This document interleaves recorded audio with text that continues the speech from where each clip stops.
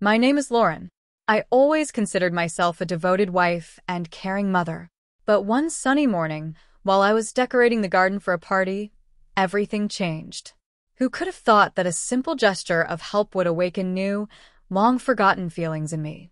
How far can our desires go, and how can they change our lives? This story is about how one accidental touch turned my life upside down. Read on if you want to know how this unexpected twist of fate ends. I was standing on top of a shaky ladder, wrapping lights around our patio. The sun was shining brightly, filling the backyard with warmth and joy. Preparing for my daughter Casey's birthday always brought me pleasure, even if most of the work fell on my shoulders. My husband, Greg, was often too busy to help. The ladder beneath me was slightly trembling, but I continued my work, having gotten used to these minor inconveniences. At that moment, I heard a voice that made me startle. "Hi, Mrs. Watson, do you need help?" The voice was deeper than I remembered, and as I turned, I nearly lost my balance. Standing before me was Michael, the son of my best friend Sarah. "Oh, Michael, thank you. I would really appreciate that," I replied, trying to remain composed as I climbed down the ladder. He stepped forward to steady it, and our hands briefly touched. That simple touch sparked an unexpected surge of emotions within me.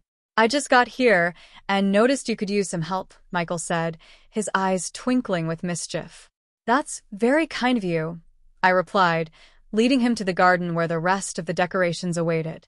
Working together, I couldn't help but notice his presence, his confident, light movements were mesmerizing, and every time our hands accidentally, my heart started to beat faster. "How's college going?"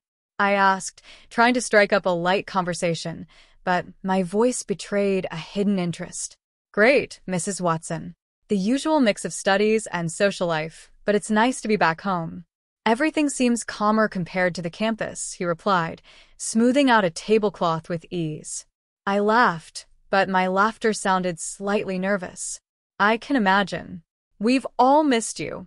Casey talks about you often." "Hopefully only good things," he replied with a light smile, temporarily dissolving the growing tension between us. "Only the best," I assured him, our eyes meeting for a moment that seemed endless. In that moment, I realized that a simple touch and a smile could ignite feelings I had long forgotten. As the evening drew closer, shadows began to stretch across the lawn and guests started to arrive. The party came alive with sounds of conversation and laughter.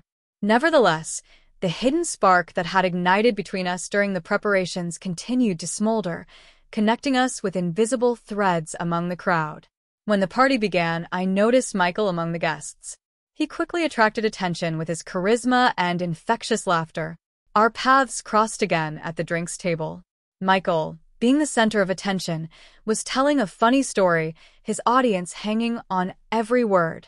When he saw me, he paused and handed me a glass with a conspiratorial smile. "Mrs. Watson," he greeted me, "save the last glass of Casey's favorite drink for you." "Thank you, Michael. I think I really need this," I replied, our fingers touching again, and that familiar spark shot through me. I took a sip to hide my embarrassment, aware of the intrigued looks from nearby partygoers. We slowly moved to a more secluded part of the garden, where dim lights and a private atmosphere allowed for a more intimate conversation. Our laughter and light jokes continued, isolating us from the rest of the party. "Lauren," he began, addressing me by my first name for the first time, his voice sounding almost intimate. "What's life like in the suburbs? Surely it's not all parties and home renovations." I laughed, feeling unexpectedly at ease. "Oh, it's wild. Sometimes choosing paint colors feels like the most exciting decision of the day," I replied with a smile. He laughed too, his eyes lingering on mine a moment longer than usual. "Sounds thrilling. Maybe you need more excitement in your life," he suggested, his voice low and inviting. Before I could reply, Casey's voice cut through the tension, her tone playful, but tinged with curiosity. "Seems like you've charmed the most important lady here, Michael," she exclaimed, drawing laughter from those around us. Blushing, I managed a light response. "Casey, you know I've always had a soft spot for your family."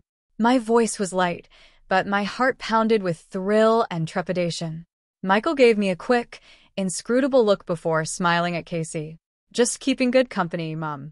The entire evening passed in a blur of fleeting glances and whispered conversations with Michael. Each interaction sent a thrill through me that I struggled to suppress. His question about needing more excitement in my life echoed in my mind, challenging the boundaries of my comfort zone. As the party wound down and guests began to leave, I felt a mix of relief and disappointment. The night had revealed more than I expected. Saying goodbye to Michael, our hands lingered briefly, his touch a silent promise of unresolved feelings. "Good night, Lauren," he whispered. His voice meant only for my ears. "Good night, Michael," I quietly replied, feeling a mix of guilt and anticipation in my chest. After that party, I tried to return to my normal life, but thoughts of Michael kept haunting me. Every time I passed by the garden or saw the lights we hung together, our brief touches and conversations would resurface in my memory. It was madness. How could I allow myself to be infatuated with the son of my best friend? Greg was, as always, immersed in his work, and our conversations were limited to discussing business and taking care of Casey. This was our routine, but now it felt suffocating. One of those days, I decided to leave the house and spend time at my favorite cafe to distract myself and find some peace. When I walked in, the doorbell greeted me, mixing with the aromas of freshly brewed coffee and pastries. The cafe had always been a haven for me, a place where I could escape the daily hustle. After ordering my usual cappuccino, I looked for a seat and unexpectedly stumbled upon Michael, sitting in the corner with a laptop. "Lauren, what a pleasant surprise," he exclaimed upon seeing me. He waved, inviting me to join him. My heart started beating faster, and I felt a blush creeping at my cheeks. Approaching his table, I tried to stay calm. "Hi, Michael. I didn't expect to see you here," I said, sitting down opposite him. "Yes, I like to change study spots. It helps me stay focused," he said, closing his laptop and giving me his full attention. "Care to join me for coffee?" "I already got mine, but thank you," I replied, raising my cup. A comfortable silence fell between us, in which all the tension from our last conversation seemed to disappear. Michael broke the silence, leaning in slightly and lowering his voice as if to share a secret. "You know, Lauren, you're not at all what I expected Greg's wife to be." His words surprised me, and I felt my heart skip a beat. A mix of curiosity and concern in my voice. "I don't know," he replied, looking at me thoughtfully, probably more reserved. "But you turned out to be so lively and interesting." I couldn't help but laugh, feeling flattered and slightly nervous. "I'll take that as a compliment, Michael. Thank you." Our conversation flowed smoothly from one topic to another. Favorite books, movies, personal dreams. We discussed things I hadn't talked about even with Greg for a long time. Michael listened attentively, and his responses were thoughtful, making me feel understood and connected on a deeper level. When it was time to leave, Michael moved closer, his voice soft. "I really enjoyed this time, Lauren. Maybe we could do it again sometime?" My heart skipped a beat, and I couldn't believe my readiness to continue this strange attraction. "Yes, I would like that too," I replied, surprised by my honesty. We said goodbye at the cafe door, and as I walked to my car, I felt the desire to see him again take hold of me. This unexpected meeting pushed us deeper into dangerous territory, and while retreating seemed logical, I felt it becoming increasingly difficult. The allure of the unknown pulsed through me, igniting a sense of life I hadn't felt in years. Several days passed since our meeting at the cafe, and my emotions constantly swung between excitement and guilt. Memories of Michael and his words wouldn't let me rest. Every time I passed by the cafe, those thoughts would reignite, making me shiver and simultaneously feel pangs of conscience. "This is madness," I kept repeating to myself. But deep down, I knew it was more than just desire. It was a feeling I couldn't ignore, despite all its consequences. One rainy day, as I struggled with a frozen computer, I suddenly remembered that Michael had mentioned his knack for solving technical problems. Before I could think it through, I dialed his number. The phone rang, and Michael answered almost immediately, his voice warm and welcoming. "Hi, Lauren, what's up?" "Michael, I'm sorry to bother you, I began, trying to keep my voice steady. I'm having some computer issues. You mentioned you were good with these things. Could you help? Of course, I'll be right over, he replied without hesitation. When he arrived, the tension in the air was palpable. Michael sat down at the computer, and I stood nearby watching his confident movements. Our shoulders accidentally brushed, sending a familiar wave of energy through me. Just need to tweak a few settings, he murmured, not taking his eyes off the screen. Our faces were closer than we had anticipated, and looking into his eyes, I realized that avoiding this attraction would be difficult. Our lips met in a gentle yet passionate kiss, which soon deepened, expressing all our suppressed emotions. When we pulled away from each other, I could barely breathe. We can't continue this, Michael, I whispered, my voice trembling, realizing I was saying this more to myself than to him. I know, Lauren. I'm sorry, he replied, avoiding my gaze. We finished fixing the computer in silence, and Michael quickly left, leaving me with a whirlwind of emotions. As soon as the door closed behind him, I leaned against it, trying to collect my thoughts. Every touch, every kiss left an indelible mark on my soul, and I realized that this was far from over. A few weeks had passed since the party and our last encounter with Michael. I tried to keep my distance from him, but thoughts of him constantly resurfaced. Greg was absorbed in his work, and I felt increasingly lonely. One morning, as I was making breakfast, my phone rang. It was Michael. Lauren, hi. His voice was warm and pleasant. I was thinking maybe we could meet and talk. I feel like we need to discuss what happened. My emotions were mixed, but I agreed. All right, Michael. Let's meet at the Lavender Garden Cafe, I suggested, hoping the familiar atmosphere would help me stay calm. I put on a short sea-green skirt and a form-fitting blouse that accentuated my figure. In the mirror, I saw a confident woman, but inside, a storm was brewing. At the cafe, I saw Michael sitting at a corner table. He stood up when I approached, his eyes lingering on my outfit. Lauren, you look stunning, he said, as I sat down across from him. I felt my cheeks start to flush. Thank you, Michael. What did you want to talk about? I asked, trying to start the conversation on a business-like note. About us, he replied, not taking his eyes off me. I can't stop thinking about you. I know it's wrong, but I want you to know how I feel. His confession was overwhelming, and I felt my heart beat faster. We talked about our feelings and what we needed to do next. I tried to maintain distance, but each glance and word brought me closer to him. When our conversation came to an end, Michael suggested a walk. We left the cafe and walked along an alley lined with blooming trees. The air was filled with the scent of lavender, giving our walk a romantic touch. At one point, he stopped and took my hand. But I can't fight this feeling, he said, his voice trembling with emotion. I looked at his face, into his eyes full of sincerity and desire.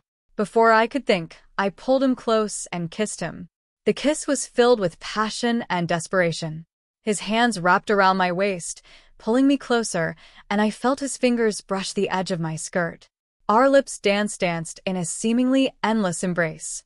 I felt his breath on my skin, his warmth penetrating every cell of my body. The kiss grew more passionate, and I forgot about everything lost in the moment. When we finally pulled away, our faces were very close, and our breaths mingled. His eyes looked at me with such depth that I felt my knees begin to tremble. Lauren, he whispered, his voice filled with passion and pain. I can't hide this anymore. I want to be with you. My thoughts were tangled, but I knew one thing. I wanted to be with him, too. This moment, this kiss, this confession, all of it was real, and I could no longer deny my feelings. I do, too, Michael, I whispered back, feeling my heart fill with both joy and fear. We stood there, embraced, savoring the moment, knowing that difficult decisions lay ahead. But at that moment, all that mattered was us, our feelings and our desire to be together. The next few days passed in a blur. I couldn't stop thinking about Michael and our kiss. We tried to stay away from each other, but our attraction was too strong to ignore. Each meeting, whether accidental or deliberate, every word and glance only intensified our desire. One of those days, I received a message from Michael.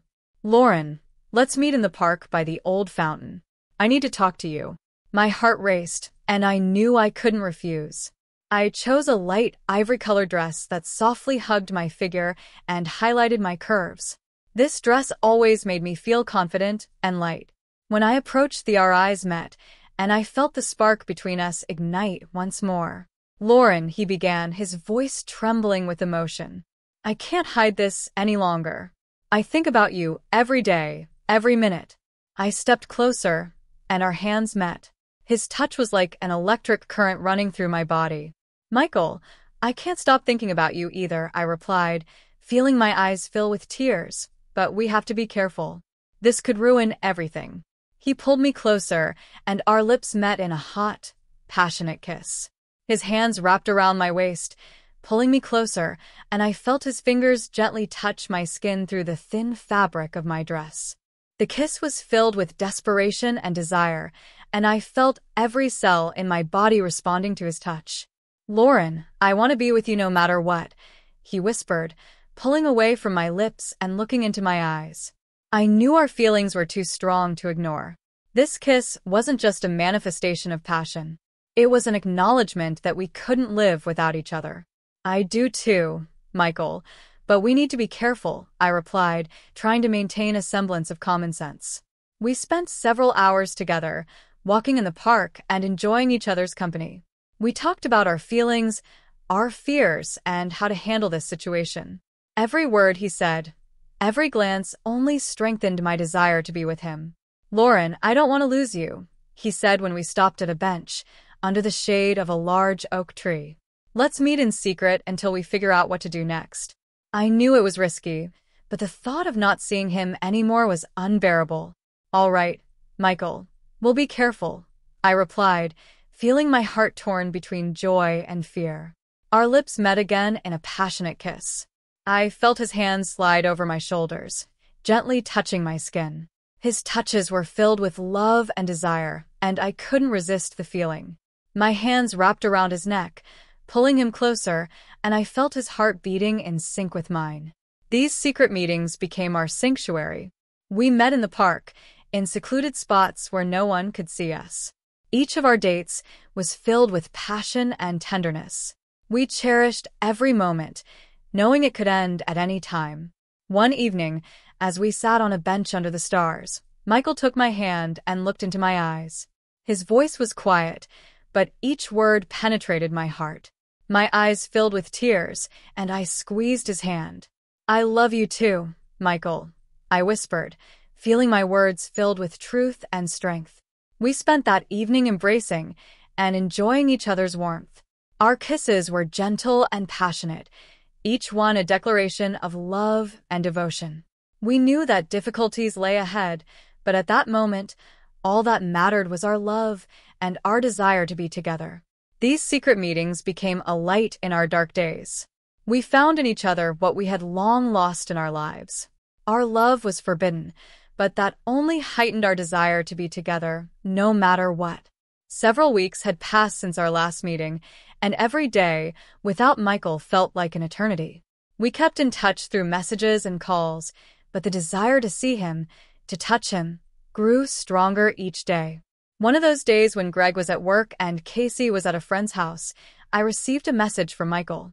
Lauren, I want to see you. Can I come over? I knew it was risky, but I couldn't refuse. I replied briefly. Yes, come. My hands were trembling, and I felt my heart beat faster in anticipation. I chose a short khaki skirt and a form-fitting blouse. Deliberately, I didn't wear any underwear, wanting to heighten the intensity of the moment. When I heard the knock on the door, my heart skipped a beat. I opened the door and saw Michael, his eyes burning with desire. We exchanged brief glances, and he stepped into the house, closing the door behind him. Lauren, you look stunning, he whispered, his voice low and husky. Thank you, Michael. I've missed you so much, I replied, feeling my cheeks begin to flush. We stood there, looking at each other, until the tension between us became unbearable. Michael moved closer and leaned in to kiss me. Our lips met in a passionate kiss, and I felt his hands wrap around my waist, pulling me closer. "Lauren, I can't wait any longer," he whispered as our lips parted for a moment. "Neither can I, Michael," I replied, feeling my knees start to tremble with desire. His hands slid over my waist and began to carefully remove my skirt. I felt his fingers touch my skin, sending shivers all over my body. When the skirt fell to the floor, I saw his eyes widen with desire. "You're so beautiful, Lauren," he whispered, his voice trembling with passion. Michael kissed me again, and I felt his hands slide under my blouse, gently removing it. Our bodies were close, and I felt every touch, every emotion. His lips moved down my neck, leaving hot kisses that made me shiver with pleasure. "Lauren, I want to be with you," he whispered, his voice filled with sincerity and passion. "I do too, Michael," I replied, feeling my words filled with truth and strength. We couldn't hold back any longer. Our bodies merged into one, and I felt his hands gently touching my skin. He was careful and attentive, each of his gestures filled with love and passion. I felt every movement, every breath, and it filled me with a sense of bliss and happiness. Our movements became more intense, and I felt the passion consume us entirely. His lips found mine again and again, each kiss like a confession of love. We lost ourselves in the moment, forgetting everything else but our feelings and desires. When we finally stopped, our bodies were entwined and tired, but filled with happiness. I looked into his eyes and saw love and devotion in them. "I love you too, Michael," I replied, feeling my eyes fill with tears of happiness. We lay there, enjoying each other's company, understanding that our love was stronger than any obstacle. This moment was ours, and we knew we would fight for our love no matter what. Several days had passed since that intimate evening with Michael. At first, I was immersed in the euphoria of our feelings, but over time the guilt began to grow. I couldn't stop thinking about Greg and how I had betrayed his trust. Greg was very dear to me, and our family had always been my top priority. I realized that I had made a huge mistake and needed to fix it. One evening, after Casey had gone to bed and Greg returned home late from work, I decided it was time for an honest conversation. I prepared a light dinner and, gathering my courage, invited him to sit down. He looked at me with surprise, but sat down at the table. "What's going on, Lauren?" he asked, his voice full of care and concern. I took a deep breath and started to speak. "Greg, something has been wrong between us for a long time. We've grown apart, and I feel like I've lost you. I made a huge mistake. I cheated on you with Michael." His eyes widened in shock, and I saw the pain in his gaze. He remained silent, processing my words. "I know it's hard to hear, and I'm not looking for excuses, but I want you to understand that it was a moment of weakness. I still love you and want to save our family," I continued, tears streaming down my cheeks. "Why, Lauren? Why did you do it?" he asked, his voice trembling. We grew distant from each other. I felt lonely and unneeded. You were so absorbed in work, and we had no time for each other. "I made a mistake, and I'm very sorry," I replied, feeling the pain and guilt fill my heart. Greg sighed and looked at me with sadness. "I'm to blame too, Lauren. I didn't give you enough attention. I thought working hard was the best thing for our family, but in doing so, I neglected the most important thing. You," he said, his voice filled with regret. We sat in silence, reflecting on our words. Then Greg approached me, took my hands in his, and said, "We need to discuss our problems and try to fix everything. I don't want to lose you and our family." You mean so much to me, Lauren. I nodded, feeling relief wash over me. "I don't want to lose you either, Greg. We need to work on our relationship to restore the connection we once had," I replied, squeezing his hands. We decided to seek the help of a family counselor to address our issues and find solutions. We started spending more time together, discussing our feelings and desires. Gradually, step by step, we began to rebuild our bond.